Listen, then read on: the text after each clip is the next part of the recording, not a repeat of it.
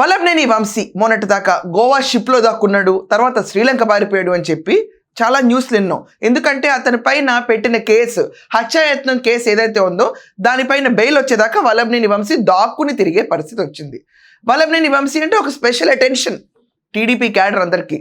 ఎప్పటికైనా అన్న ఒక రకంగా చూస్తూ ఉంటారు, కానీ వాళ్ళు ఎక్కడ గ్రజ్జీగా వెళ్ళటానికి కూడా స్కోప్ లేదు. అతని పైన ఉన్న ఆరోపణలు వచ్చిన దానిపైన ఇన్వెస్టిగేట్ చేయడానికి రిమాండ్ తీసుకురావడం తప్ప టీడీపీ యాక్చువల్గా ఎక్కడా కూడా ఇతను హింసించాల.